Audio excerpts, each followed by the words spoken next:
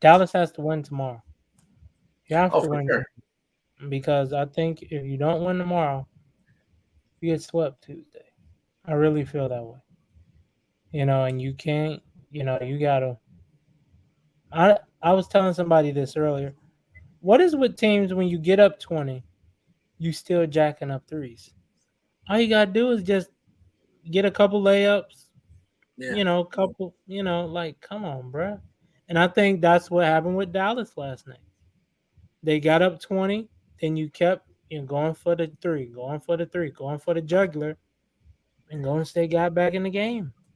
30 seems like a safe area where not a lot of teams ever come back from 30, but we've seen a lot of 20-point comebacks in these playoffs already. Well, you Like, I gotta feel like think at least 4 or 5, right? true.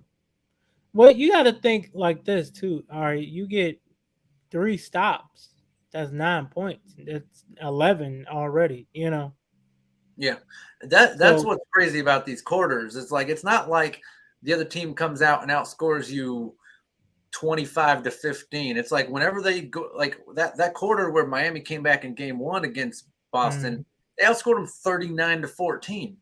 Like right, that's what's crazy about these. It's not and same with Golden State the other night. Like it's not like they just came out and played good defense and they had an okay offense.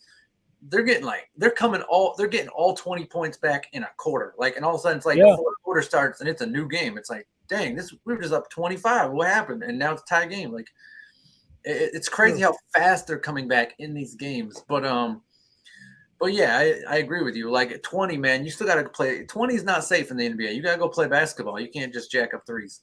Even playing 2K, hey, you up 20, beginning of the third quarter, you feel like you still got a chance. Because all Yeah, you need is two, three stops, and you right back in the game. I think 2K has some sort of catch up feature or something on where like you get up too Oh much. yeah, All right, oh yeah. all right, we got to let them It back in the definitely game. started tripping. Yeah, You getting unforced turnovers and everything. yeah. JaVale McGee starts hitting threes. Like, all right, we get it. Here they Now it's come. time to cut it off. I'm gonna just cut it off. I'm gonna leave it alone. So with tomorrow, what do you think Dallas has to do to win their first game of this series? Just play better defense, man. Like their offense was great. Like I know, sure, Steph had a nice little game, but then they let Jordan Poole get go off. And by the way, we'll talk about it in a second. But how long are the Warriors going to be able to hang on to Jordan Poole? I mean, he's kind of like I'm not saying he is James Harden yet, but I mean he's going to start getting offers from other teams. He's not going to be a six man forever. Like other teams are going to start, but it. You kind of have like a four-headed monster with these two teams. You got Dinwiddie, Brunson. I know Bullock and the other guy can go off, but obviously Luca. And on the other side, you have Poole, Clay, Steph, and Wiggins, True. man. So you have to stop somebody. And we said this the other day. The way to stop Dallas is you let Doncic have 35, and you stop everyone else. And they didn't do that. They did not stop everyone else. Uh, Yeah. Brunson went off. Someone else went off. I forget who now, but so yeah, if you're Dallas, if you're one of these teams, you just gotta stop. You gotta stop two of the four players. That's all. That's all you gotta do. I really think to win this series. But I think the difference with this series and the other two series that Dallas won, it was always somebody offensively, like Jay Crowder, couldn't create his own shot. So, if you get them in a spot to where he has to jack up threes, you can get outlets. But I think the problem with Golden State, everybody can score, you know, especially And last night. right, that's the difference between these two teams and the other series. The other series, I wouldn't be surprised to see the next 2 or 3 games come down to 95-99 or something like that. You Right. know what I mean? I know, but whereas these series, I wouldn't be surprised to see them go 120-111. It's two True. completely different series, and they both match up well with each other so far. But Yeah, it's you got to stop two of the four guys. That's all you got to do. Like you just got to stop two of them, and they're not. It just doesn't seem like either of them is able to stop either side. So they were able to slow down Luca in the second half the other night, but barely. True. Yeah, you still have 40. You still have 40. But I definitely believe you just got to keep scoring, man. Don't settle for the jumpers. You saw Reggie Bullock pulling up for a lot of elbow threes. It's like, come on, bruh. Just take it to the hole. If they make a three, you up 20, they make a three, 17, you get a two, you back up 19. Instead of trying to jack up a three, go back up 20.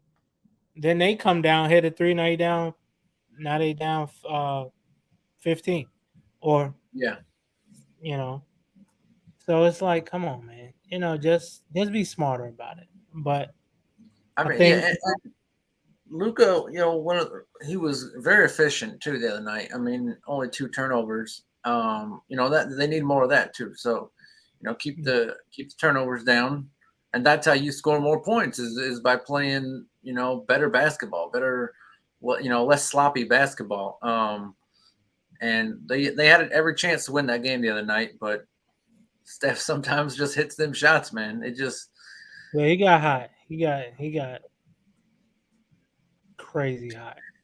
and Steph really hasn't had that MVP type game yet. He's had about 6 30-point games here in the playoffs, but Dallas has three 40-point playoff games already. Yeah. Two from Luca, one from Brunson.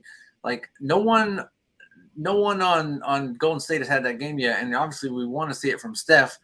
But he hasn't had that game yet, and they're playing great team basketball. I do think there's a level of you can't just play ball hogging, but he's not shooting like what I mean. Like he's not having these 55-60% games. Like most of his games, Mhm. that getting 30, it's on 21 shots, something like that. So that's what I want to see, man. I want to see that game where he hits probably 8 threes. But man, he was aggressive late attacking the basket the other night. Like, he had Yes, two he was. nice, yeah, he didn't just hit the big threes down the stretch. Like he had two nice like closing buckets that he attacked. And Mhm.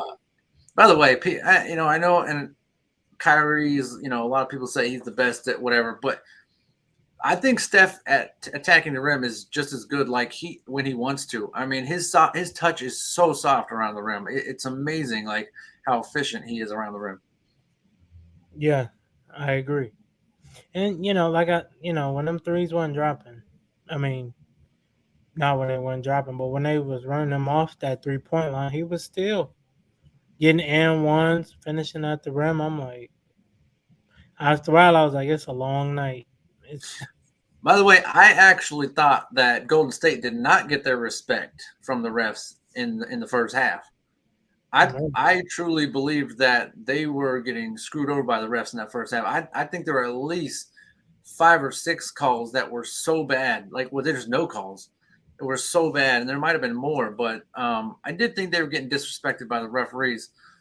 But yeah, it was So then at that point you just gotta tough through it and hit your shots, and they did. true. Yeah, I agree. Um, I Jason Kidd got to do something, man. You can't make it all this way and just get swept. I don't think they're about to get swept. I think Golden State. I mean, again, I think they got. Do think they got screwed over by the refs, and I think that was a game changer. That first half probably would have been closer if it weren't for that. But Right. let's just pretend it was a great referee game. I think they got lucky, man. Like go there's sure that Kerr makes some great halftime adjustments, but still, man, like there was a lot that could have gone for Dallas and that just didn't in that second half, and Dallas could have put them away as well, just as easily. True. So Very true. the ball bounced the wrong way a lot in the second half for Dallas, and Mhm. I mean there was one point where Steph I think missed a free throw, which hardly ever happens. Bounced right back to him, hit him. He puts it up and hits two, and it's just like geez. Right. That might have been the first. I can't remember, but it was during the comeback, and it was just uh, they got some bad luck. So I think that Dallas is going to be perfectly fine in the second game. But because like I said, Kid's going to come out with a game plan in the first half that we haven't seen.